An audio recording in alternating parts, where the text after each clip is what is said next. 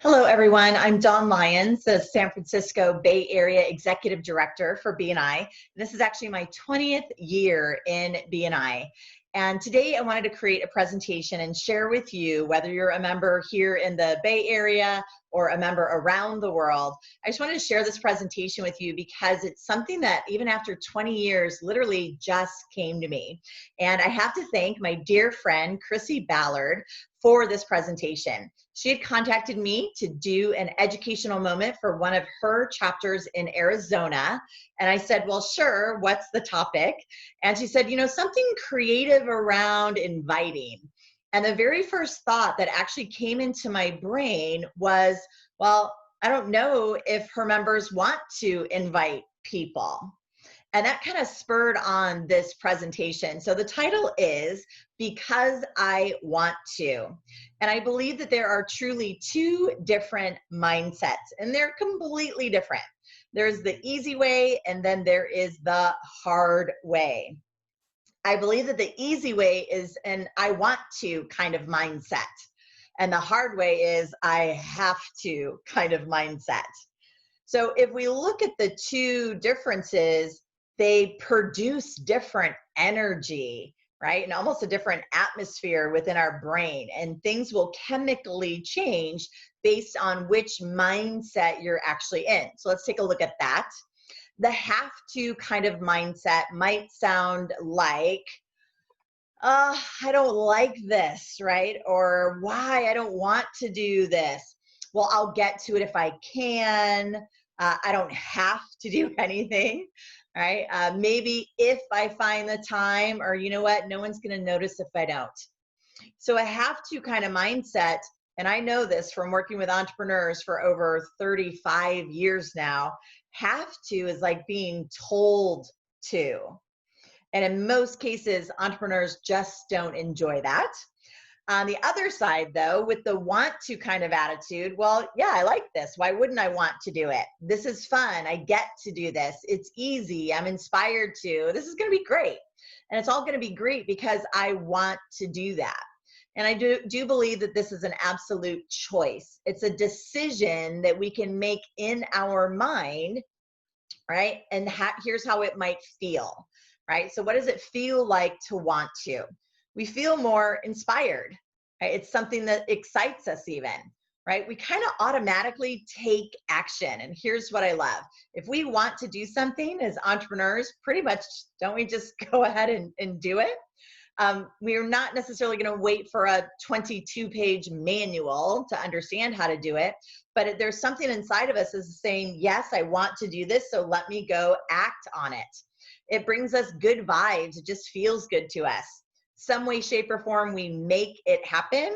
And I love this one, success, right? If we want to do something, that's what that success is kind of all about. So if we take a look at the inviting mindset versus the sponsoring mindset, this is my quote, and I do believe this. If you intend to sponsor a member, the inviting happens.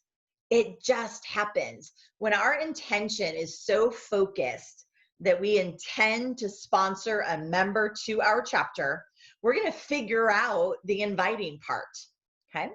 So what I want to share with you is a couple of things here about finding a golden goose. Now, there's a couple of opportunities that you have. First and foremost, in working with entrepreneurs, sometimes we don't quite do enough for ourselves. Maybe we feel like we're always doing things for other people. Well, at some point, we do need to do some things for ourselves. And I believe in BNI, one of the best things you can do for yourself is to build your contact sphere, those people that are in your similar industry, but not in direct competition with you, in order to find yourself a golden goose. Well, what does a golden goose represent? The golden egg in BNI would be like a great referral, a great new client. But the golden goose is a person who could refer you lots of golden eggs over the years. So are you willing to find yourself a golden goose? And maybe you're thinking, oh, that's not me. I'm fine how everything is right now. Well, what about this other opportunity, number two? What about finding a golden goose for someone else in the chapter? Talk about giver's gain. What if you could find a golden goose for someone else that truly made an impact in that person's business and in their life? So let's take a look at a few things. I have 4 action steps for you. If you chose to find a golden goose for someone else in the chapter, we're going to focus on that one because I think that's the epitome of giver's gain. First of all, I just want you to decide on who you want to find a golden goose for. And let me give you some ideas here. What about the person that maybe sponsored you into the chapter? Would you like to find a golden goose for them? Maybe it is the person that has given the most amount of referrals to you, or maybe the best referral. Maybe during a one-to-one, they gave you a great business idea and it's really taken off for you. Maybe it's someone that's poured into you or your mentor in the chapter. But who is that one person? And I'm going to ask you for right now to just do one person that you want to find a golden goose for and write their name down right now. I'm hoping you're taking notes. So write their name down right now. I want that person to be forefront in your mind, absolutely right at this moment.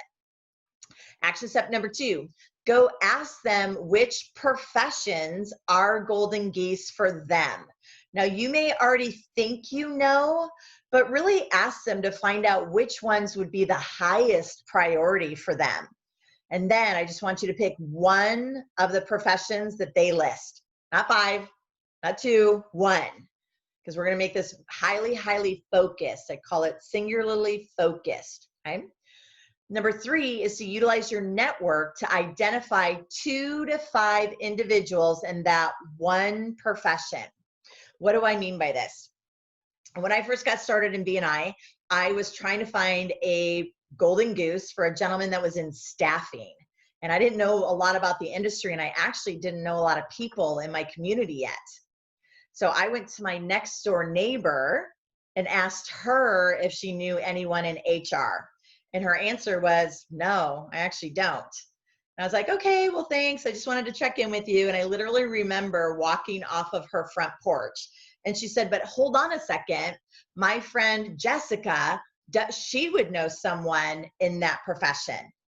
And I thought, wow, would you be willing to connect us so I can kind of share what I'm trying to do for this gentleman in staffing? And she was able to connect me with that person. So here's what I want you to know. You don't have to know the person yourself. Too many times I think that just gets in our way. But if we utilize our network to identify some people who could be the golden goose for our member, that's going to take care of all of those issues. Number 4 is ask those prospects to come and meet your member. Now, this is your B&I executive director saying this. You don't have to promote your B&I meeting. Yes, I just said that out loud. I would actually love for you to promote the member you want to introduce the person to, but there is a catch, and it's in all capitals on this slide for a reason. There's something called edify or edification. When I edify someone so well that another person is inspired or wants to meet that person, they are much more likely to actually show up and be excited or anticipating that introduction.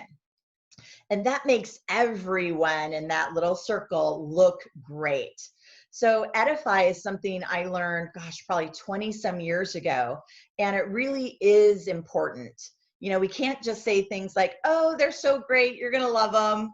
Yeah, you just got to meet this person, Mary. She's wonderful, right? It's got to be more impactful than that. So maybe some items that you would want to learn about your person in order to edify them properly. How long have they been in business, right? What is their specialty? What is something that you personally love about that person, but make it specific, okay?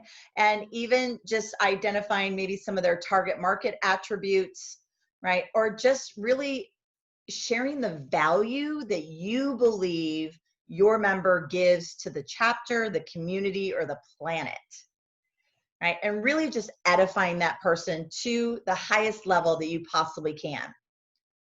I believe if you do these 4 steps, one, you're going to make it easy on yourself. Identify one person that you want to give a golden goose to, ask them which professions, and then pick one out of the list. Utilize your network to find 2 to 5 people that could become prospects, and you're going to introduce those prospects to meet your member with great edification. Now, here's why I say 2 to 5. I believe in law of averages. I believe that if you brought 1 to 5 people, one of the 5 is going to join, right? And if not, you've also still identified 5 people that whether they join BNI or not, you still made those introductions. And those could still be long-term introductions for that member of yours. But I have a feeling 1 out of 5 is going to apply for membership at your chapter. So really think about those action steps and who you want to do those for.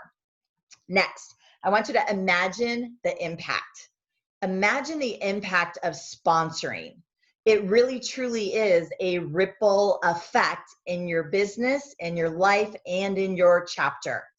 We actually have a gentleman here in our area, Jay Zamansky. He's been a member for over 16 years. He has sponsored 34 members into BNI, and those members created $4.18 million in thank you for closed business. I call that a legacy. When you truly think of the impact that those 34 members have had, not just with creating that much thank you for closed business, but the relationships, the friendships, the support, the advice, the brainstorming that they've done, the relationships that they've created over those years, that is just powerful. So I'd like you to think about, well, why would you want to, right? Title of the presentation, because I want to. Well, why do I want to?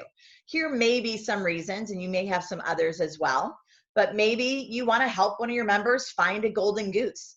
Maybe you haven't been able to get them a referral, but maybe you could be the one that brings them a golden goose instead.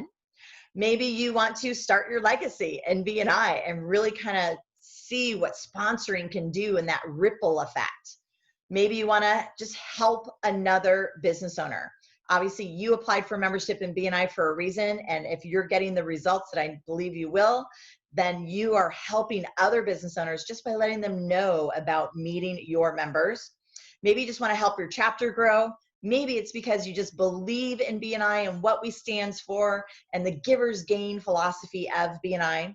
And maybe it's just more people means more support. And right now, more than ever, I believe we could all use some more support in our lives and our businesses. So here's the key. Keyword on this slide is decide. So you have an opportunity. You don't have to do anything because you are an entrepreneur, and I honor that. But what if you decided that you want to?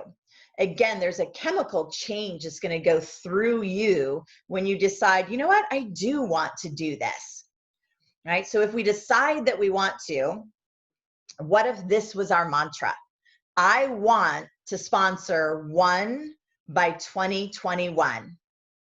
I want to sponsor 1 by 2021. I want to sponsor 1 by 2021.